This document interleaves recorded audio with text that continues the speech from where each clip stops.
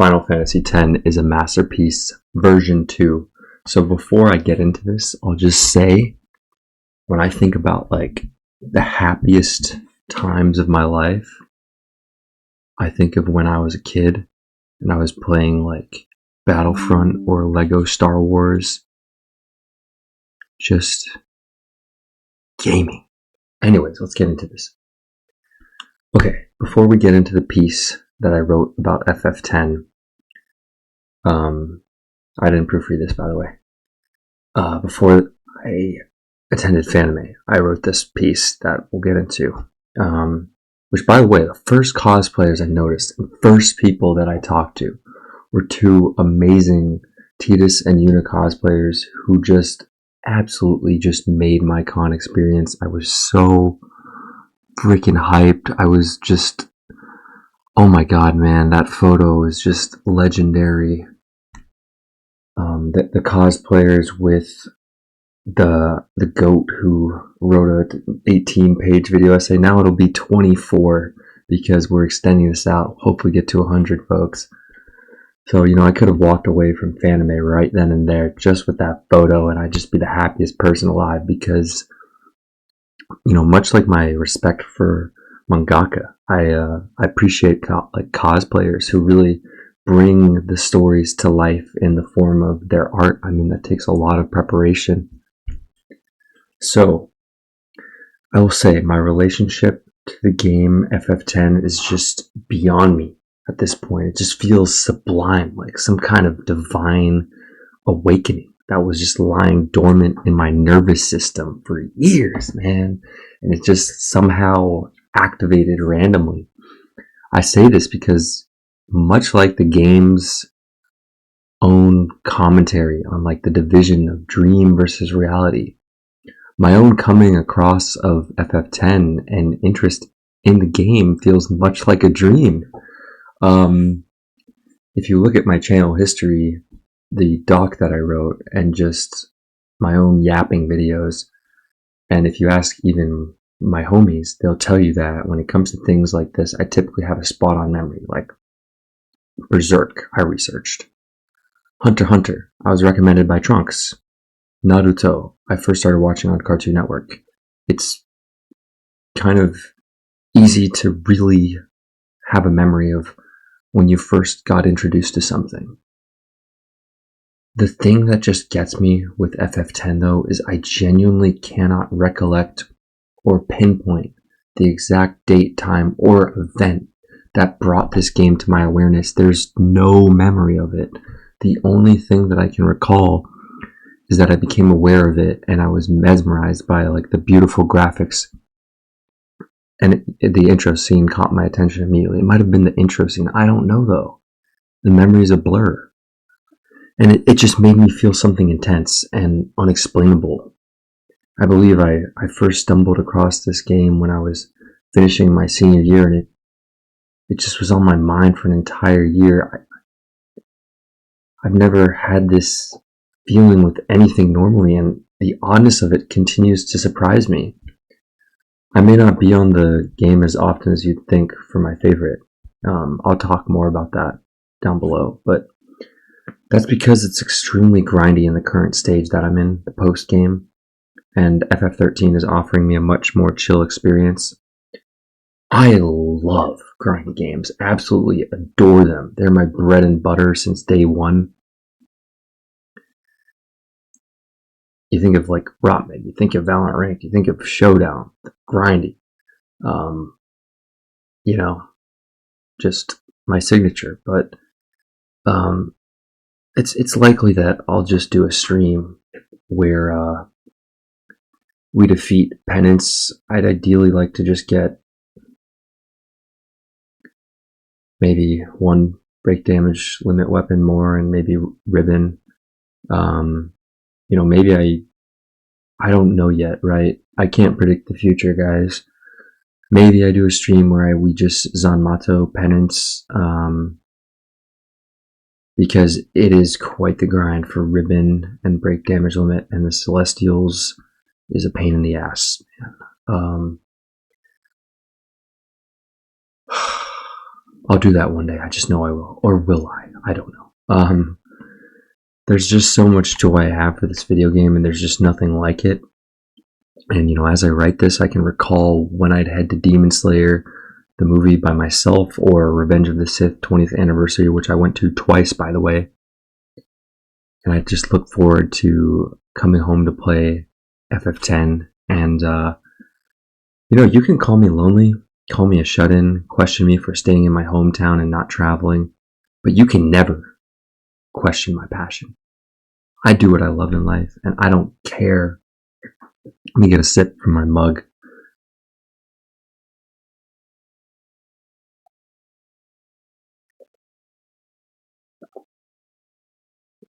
I don't care about the world's perception of that, and I never have. It's in those moments of my own presence and silence that I got closer to God and built my relationship with Him. And for those who don't know, my room is just covered in anime posters, decorations, a manga wall, lanyards from the conventions I've been to, art from conventions I've been to, other art from family. It's a sacred place for me. A place I've created my art, a place I've played my favorite video games, a place only a select few people have been invited to see in person. I consider it a work studio at this point, not even my room. I'm not in it much these days, but I do think I was never trying to escape anything. I was doing what I wanted, leading my own wave, and some people really can't stand that. And unfortunately, that version of me that played basketball all the time it's long gone and dead.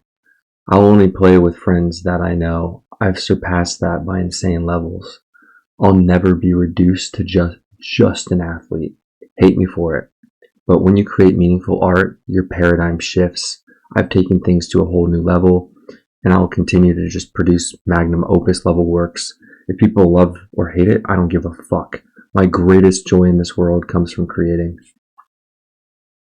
Alright, let's get into the piece that I wrote shortly before I attended Fanime Convention.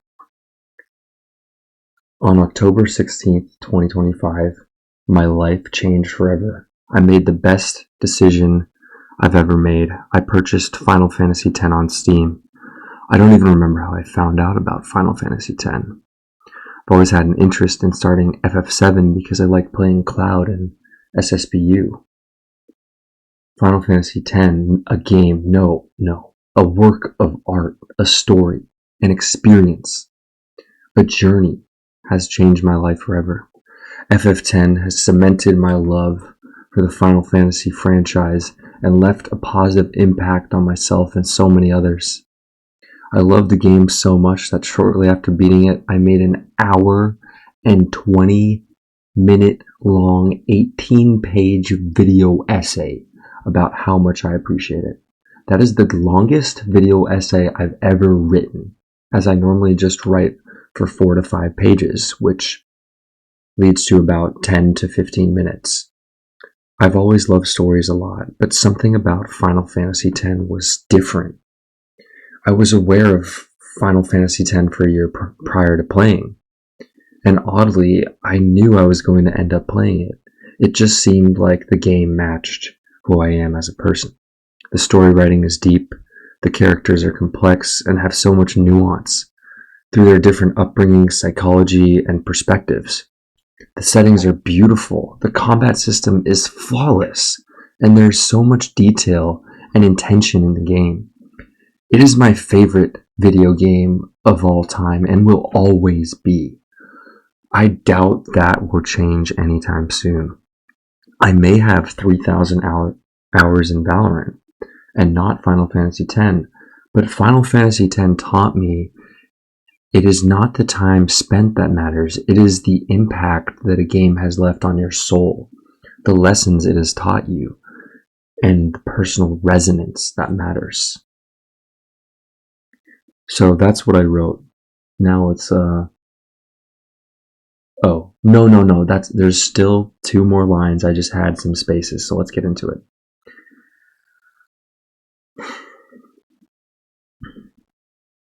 I was overjoyed to see Tidus and Yuna at the door, and oh, this is what I wrote after I met them. So this is what I wrote before, and then this is the after, I guess. No, this must be what I wrote after I met them. I was overjoyed to see Titus and Yuna at the door, and I'm so glad to have gotten a picture with them. FF10 is the greatest video game of all time. I highly recommend FF10 to anyone, even those who do not play video games. As a wise man once said, it's the art that leaves the mark, but to leave it, it must transcend. It must speak for itself. It must be true. Alright, phase 2. So I'm writing this today, a few weeks before Anime Expo. I keep trying to make all these goals. I gotta finish FF13 before AX, I gotta finish FF7 before. I don't have to do anything. Honestly, I'm completely burnt out from anime and manga. I enjoy like a single 1 or 2 episodes of One Piece if I can. And today I actually watched 1.5 episodes of Darling in the Franxx, and that is the first time I've watched Darling in the Franxx since 2020. And I guess what I've noticed since the time has passed is that I guess my appreciation for 02's character hasn't changed. Maybe my overall appreciation for the side characters has gone up.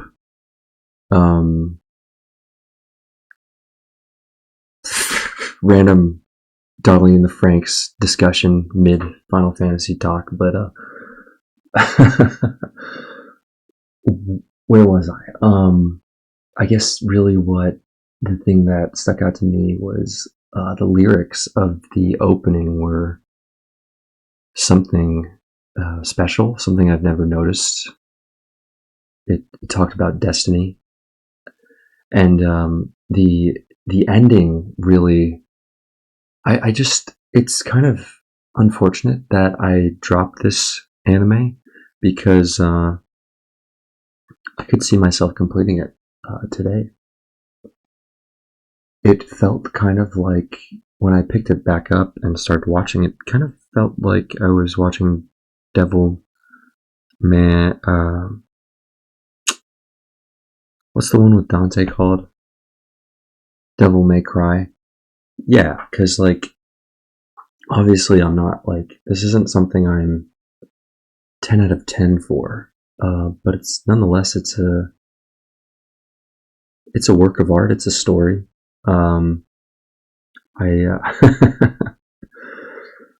know I said it's a 3 out of 10 on the 90s Avengers anime opening tier list discussion, which I was rewatching earlier today, but yeah, I could see myself completing this anime. Yeah, the ending is just fantastic. I love the ending theme. So, anyways, though, this is a kind of side note. I guess a little update on what I've been watching / what I've been up to. I've actually been reading Blue Lock as well, so I guess I'll just let you guys know about that. But yeah, Darling in the Franxx kind of resonated with me, and I think it's due to like phases in life. Different phases, things are going to like resonate, and right now it's like it's kind of resonating. So, and that's because I think life is moving in like an extremely different direction right now, and you know, I was not prepared for this, and I did not see it coming. So, anyways, let's talk about Final Fantasy X. So, the scene I'd really just like to talk about is the intro, where we're greeted with Titus landing in Xanarkand. And my first experience of this is a memory I just can't shake. It a stutter step. It just lives rent free in my mind, and I'll just be doing anything, and it just pops up in my head. I could be watching someone's dog. I could be going on a walk. I could be working out, and it just comes to my mind, and I can't explain it. I can't explain why, and I don't know why I get this desire to make a video about this scene too. It's just one that just keeps like pinging off in my mind. And I've held off from making the video for so long too. It's been months. I've had this idea on the back burner, which really isn't normal for me. Typically, when I get these kinds of ideas, I will bang out the video as soon as possible. But this one's been months and months, and I think it's because I wanted to be sure that I was ready to execute on the video and produce it how I want. I didn't want to rush in haphazardly and put out something that I wasn't proud of. So I didn't want to jump the gun. I wanted to take my time and really think on it and think about what I want to say. And just from the angle of this video, if you'll notice, I'm taking completely freestyle lens and approach on this like I'm talking with a homie. So, I'll be real. I started the game up and for the first time, and I had my doubts, I had my hesitations. The graphics weren't crystal polished, even though it was an HD remaster. I was in a horrible mind state. Yet I decided to keep going, and for all the reasons I mentioned above. And the game ended up becoming like a healing grace from God for me. And this music in this intro starts playing, called Prelude. And I just don't know why. It's my most listened to track in the game. It's probably because of this scene and how much it's affected me. And there's always something about the first, which, this ties into anime openings too. There's always something about the first, like the first anime opening a lot of the time is going to be your favorite. Like with Yu-Gi-Oh, the first one's my favorite. With Naruto, the first one's my favorite. But this is really different though, and allow me to explain. So first we have to take a look at the setting. There is a darkness around the ship and the colors of Xanarkand. The water itself is this kind of darker blue that you'd see maybe on Camino in Star Wars. That's the first thing that comes to mind. It's not exactly the same as Camino's. It's maybe a little bit more of a greenish hue. There's this dark teal, and there's still like these neon kind of lights, but it seems like dimmed out in a way, and the colors are they blend together. Like there's this blue, but it's all kind of like blending together in this darker kind of way. And we have to take a look at the setting in depth. Just everything's illuminated, but it's not bright. It's dark, and the fans are waiting for Tidus. Yet something I notice is none of these interactions, they carry any meaning or go anywhere. They're short, and while the fans admire and appreciate Tidus, they don't actually know the real him. It's really a stark and sad contrast when you compare it to the relationships that Tidus later develops when I'm just thinking of his dream and being around all these fans and being admired, but it's kind of surface level, and these people don't actually know him. But like when you take Tidus's later experience, like all they know is the facade of being a blitzball star. They have no idea what he's gone through or the person he is. However, Yuna, Lulu, Orin, Kamari, Waka, they know Tidus. They know his flaws. They know his past, his issues, and they're his real friends. And when I view these two splits, I actually believe that Tidus found something real and meaningful in terms of his connections with others compared to his former life. And the new direction his life took was the best possible thing to happen to Tidus. And what appeared to be a curse for him turned out to be a blessing, as he gained a new family, even if he was a dream of faith. Bahamut Faith also appears amongst the fans, who is, by the way, if you don't know, that's the kid who's hooded. It's here where we truly see the dream disintegrate in front of our faces. You know, that facade is just cut and something real emerges in Bahamut. The just there's a divinity that this hooded child carries. Black hoodie, by the way. Let's I just want to pull up an image. Bahamut Faith. No, it's a purple hoodie. Yeah, purple hoodie, and what I guess what I'm just really in real time, guys. One second, let me get water. Excuse me. It's very so like California is very dry, so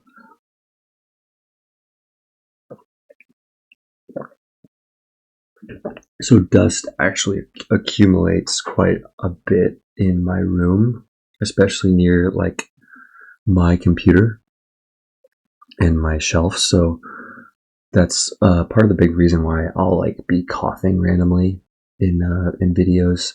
But like let me just like take a step back and just say this. Man,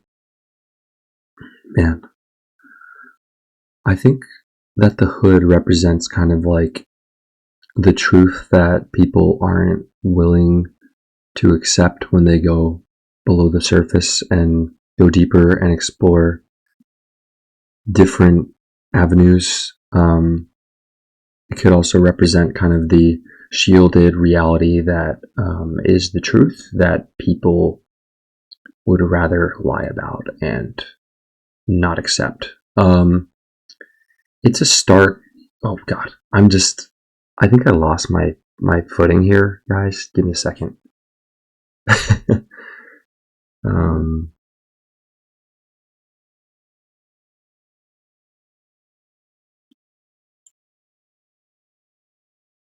yeah. So I believe I could be repeating this. I think that's okay though.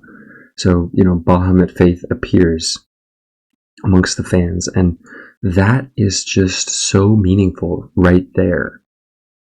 Kind of the narrator of this story and the one who is telling us what's actually going on emerging around kind of all these NPCs that you can't go anywhere with. It makes that entrance that much more dramatic and emphatic, and it emphasizes it, it highlights it amongst the crowd. If you remember kind of Gojo and Geto looking at each other, and then everybody in the crowd just goes black. It isn't directly like that, but it's certainly a powerful kind of introduction in the story. So something just with Bahamut of the faith, something real just emerges. A fortune teller, a prophet, a truth teller. He reveals everything for us as the narrator, and he does it so wonderfully, and it just the times he comes in during the story is what gets me, because he's at the beginning and he's at the end. He's not so much there in between. He might pop up a little bit. Does he? Does.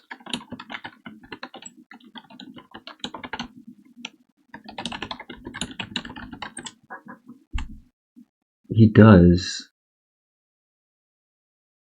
But I think where his most meaningful appearances occur is at the beginning and at the end. And what does that really say? I think truth can appear to us at a certain point, and similar to Titus, we might not understand it or know what's going on. But at the end of the story, that truth, Titus kind of as a dream,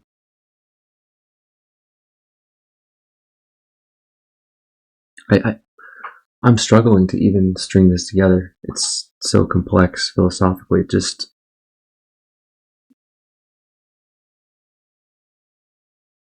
what I want to say is that because of the dream and the truth about the dream, it's like at the end we finally see Titus at peace with who he is and what he has to do. And it's something beautiful because at the beginning he's distressed and out of place and lost, but by the end we see him in a good mood and happy, and he knows what his purpose is.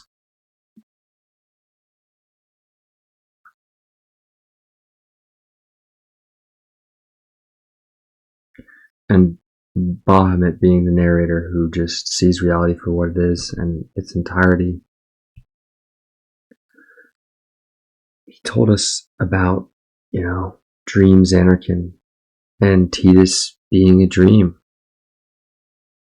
that were just manifested by the faith.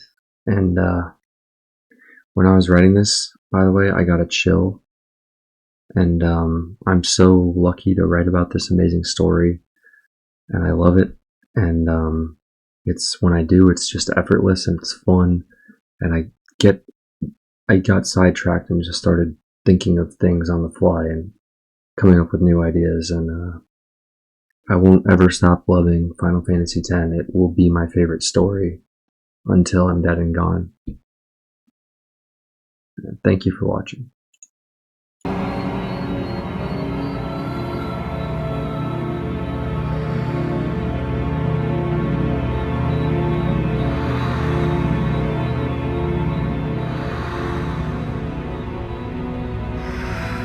Welcome home. You? Remember me? We met in Bavel. Yeah? But that wasn't the first time we met. I've known about you for a long time. A long, long time. I feel like I know you too. Where are we? Silly, don't recognize your own home?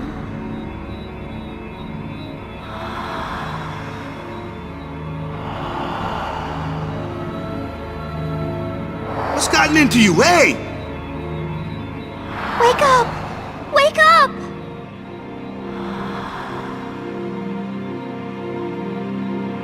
Wait, this is a dream. Precisely. A dream? Are you crazy? I don't have time to be dreaming now. You're wrong. It's not that you're dreaming. You are a dream. Huh? Wait a sec.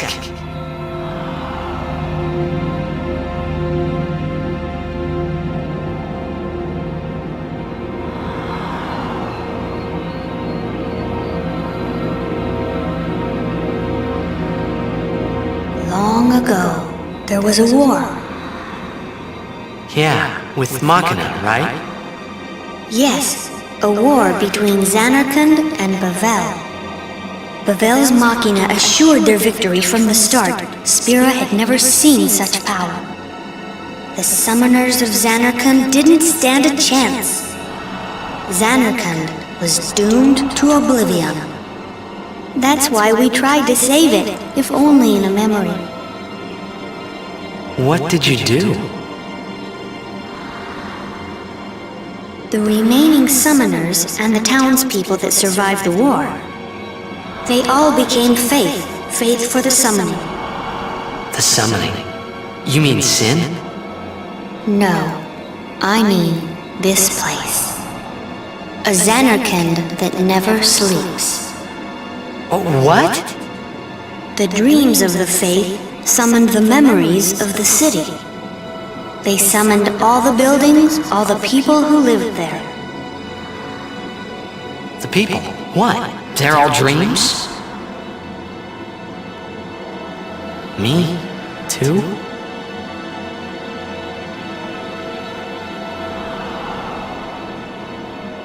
Yes, you're a dream of the faith. You, your father, your mother, everyone, all dreams. And if the faith stopped dreaming,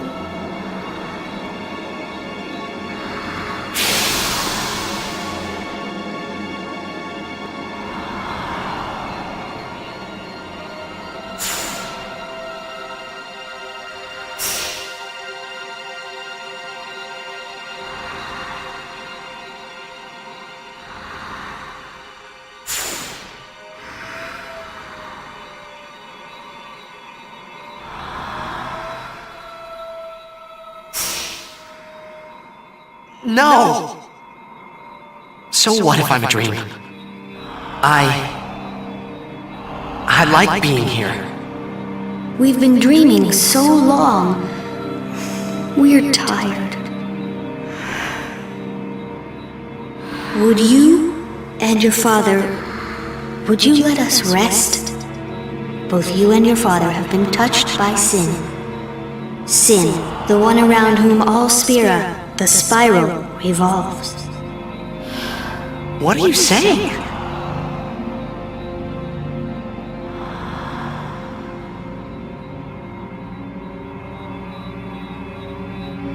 You two are more than just dreams now. Wake up! Wake up, please! Just a little more, and maybe you are the dream that will end our dreaming at last.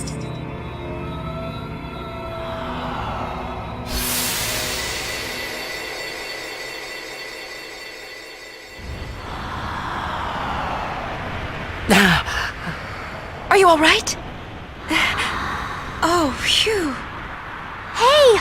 We were so worried about you. You okay? I'm okay. What happened? Nothing. I blacked out. I was dreaming. You called me. And I woke up.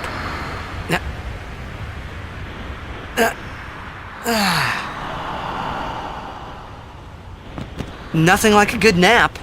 Well, I'm ready. Let's go.